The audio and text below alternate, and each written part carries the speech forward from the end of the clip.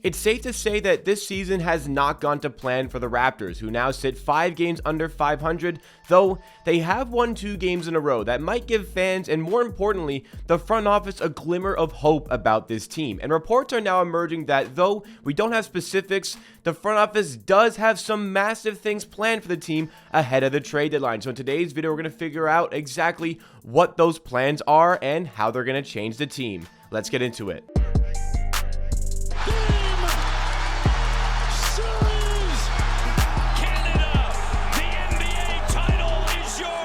What's going on, everybody? It's Jacob here, back with Amateur Hour Sports, your source for the greatest coverage and analysis on the latest Toronto Raptors news. If you like to see videos like this and live stream watch parties for every single Raptors game, then make sure you're subscribed to the channel. Help me on my road to 14,000 subscribers on this channel. And if you find yourself enjoying this video along the way, be sure to smash that like button. It goes a long way to supporting the channel, helps us get on some more recommended pages, and does make a big difference with the YouTube algorithm. But the video is going to be about what the front office has planned for the Raptors ahead of the NBA trade deadline, because it's been just a disaster of a season, to be honest, for the Raptors. They've won 2 games in a row here, but they sit at 18-23 on the season, 5 games back of 500. They're on the outside of the play-in picture looking in, although this may not be something you want to enter, but there is a long season to go here. We're halfway through the season. Yes, there have been some struggles, but the team continues to just show glimpses and glimmers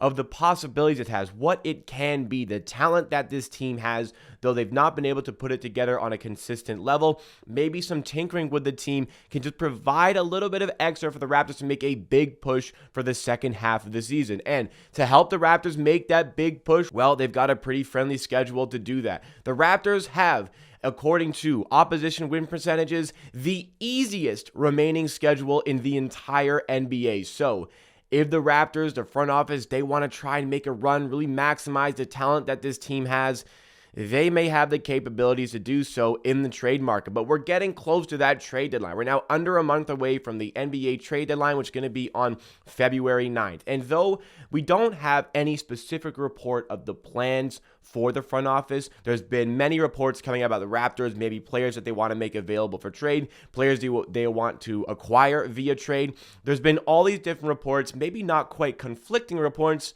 but one thing is for certain.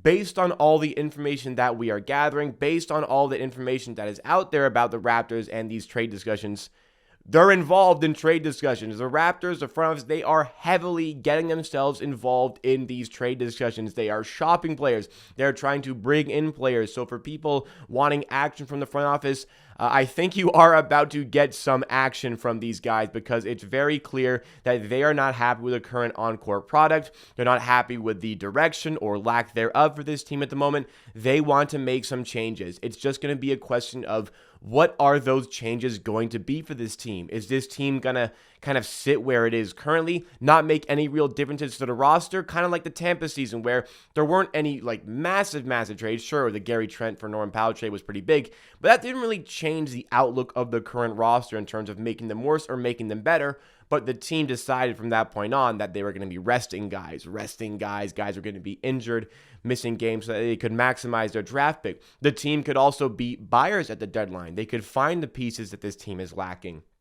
Shooters are lacking from this team. More importantly, I think a rim protector is lacking from this team. Is that an avenue in which the front office can pursue action at the trade deadline? Because with that easy schedule, if we can rack off a few wins in a row, we can beat Charlotte tomorrow, beat Atlanta on Saturday, 3 games back of 500. Now, that doesn't seem as insurmountable of a task as we sat currently, or as we sat 2 games ago, and we are 7 games back of that 500 mark. You could also, as a front office, decide that, well, even if you make the playoffs, like, first of all, you have to get to the point where you make the playoffs. If you're in the play-in tournament, well, you have to fight for your playoff spot just to be a 7th or 8th seed and run into a superpower in the Eastern Conference. The Eastern Conference seems absolutely loaded this year. We knew Milwaukee were going to be good. We knew Boston would be good. We didn't know Cleveland would be as good as this. We didn't know Brooklyn would be good, period, and they might be even the best team in the Eastern Conference. The 76ers also look like a pretty big force in the East. So even if you do get to that playoff spot, well, you're going to run into one of those teams, and you're likely going to lose in the first round. So wouldn't it be better to fixate yourself on a draft with some top-heavy talent and just, put your name in the hat of a possibility of landing a Victor Wembanyama or the consolation prize of Scoot Henderson, or even one of the Thompson twins, among many other people available pretty early on the draft. And I think as far as what your stance is, what your opinion on this team, I think that all three are valid things to support here because, first of all, the do-nothing thing, well, you have a really good core in place, and it's pretty clear that right now you don't have the pieces around them to maximize them because Siakam is all NBA level talent. He's at minimum all-star level talent. He might already be a lock to make an all-star team this season. Scotty Barnes is the reigning rookie of the year, not really being utilized to his full effect in the current lineups by the Raptors. Gary Trent is showing signs of being maybe exactly what the Raptors need in terms of a shot creator and a scorer. Fred VanVleet, we're hoping, can start to find his feet again and get back to close to that all-star level that he displayed last season and just be, it doesn't need to be the focal point, but the point guard, the general that this team needs. OG Anunoby continues to excel. Like, there are good people here, good players here. It's just about getting the right pieces around them. Maybe keep all those guys together, focus on the draft, but don't get rid of any of the key core pieces here, and you work on that in the summer. You do a much better job this offseason compared to last season in finding the talent to put around these guys, or, a disgruntled star, you have these pieces available to trade. I understand that train of thought. I understand the thought of, okay, you've got a real chance here to make a run with this easy schedule. You get this team shooters, you get this team a rim protector. Maybe it does cost you a future pick, but is that something that you can pursue? This is probably the one where I'm like the least sold on. I don't want to give away any future picks, but if you can find a way to bring in a rim protector to this team, just balance out that starting five a little bit more, I'm pretty open to that possibility and just kind of seeing what the team can do this season. I'm also open to the possibility of, this season's a wash. Why would we try to make the playoffs when we're going to run into a superpower? If you even make the playoffs, we're going to run into a superpower in the first round.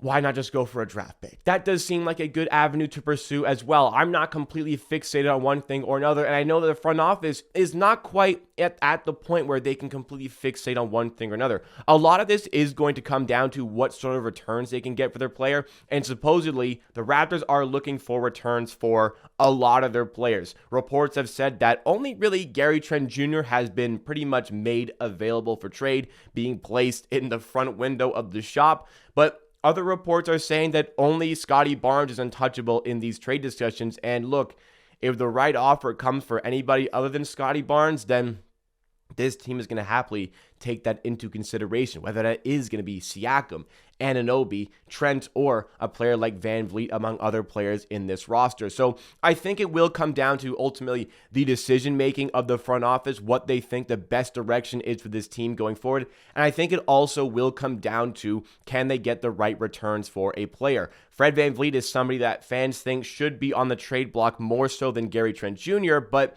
Fred VanVleet is more likely to sign with the Raptors at the end of the season, and you don't want to lose players for free. That's the absolute disaster circumstance. Gary Trent is, sure, it might be a little bit of a loss to lose him in a trade, but it'd be a monumental loss to lose him in the summer for absolutely nothing if he walks away in free agency, and we don't know what his ties with the Raptors are, if he'd be willing to stay, if he gets a better offer somewhere else. The Lakers, with all that Russell Westbrook money they're about to free up when his contract expires, maybe they're a team that wants to throw a bunch of money at Gary Trent, because that seems to me like a pretty good fit for that organization. So all of these things need to be taken into consideration, and based on the fact that there's a little bit of a lighter schedule for the rest of the month coming up for the Raptors, based on the fact that, hopefully you can get that win against the Charlotte Hornets, the front office, I think, is going to buy as much time as possible for this core and this unit just to kind of see what they can be, because we continue to see glimpses of what they can be, and then there's the games that make you want to just completely blow it all up, but there's glimpses. The bench played well yesterday. We didn't have to overplay our starters, and we had a really good team game on the offensive end. Sure, the defense really wasn't there against the Charlotte Hornets, but this team has the top-heavy talent. I think it's quite clear at this point that there is the top-heavy talent there for this team to find success. they just haven't really found the right recipe to the way to balance this team out. And I think that missing ingredients are really what is at play here. So the front office are going to take their time here. These trade negotiations, it's not like a 2K thing where it just, you continue to hit counters until you work out a deal here. It's not something that happens in a day here. It takes weeks at a time, days and weeks at a time. Sometimes these trade negotiations can take months. Now, we don't have months of time here. We have less than a month until that February 9th deadline, but the front office is going to feel out what the valuation of their players are. They're going to feel out these negotiations, decide what the best course of action for their team is, and they're going to decide at the deadline what it's going to be. I think there could be a possibility of fireworks at the deadline with a massive trade happening. I think there's a possibility of the front office holding really what they have and then making a decision like in the Tampa season. There wasn't that blockbuster trade that made it obvious to us the team was going to tank. It was just, okay, Norman Powell, we're going to pay Gary Trent less money. He's a younger player, but we're going to rest a bunch of guys so that our record isn't too good at the end of the season. These are all things that are still in play. We're not going to completely jump over the deep end into anything, one thing or another here. The front office has some time to make these decisions, and they're going to allow this core a little bit of extra time to see. If you ask me, I see the appeal of losing games. I do. I see the appeal of going for the draft.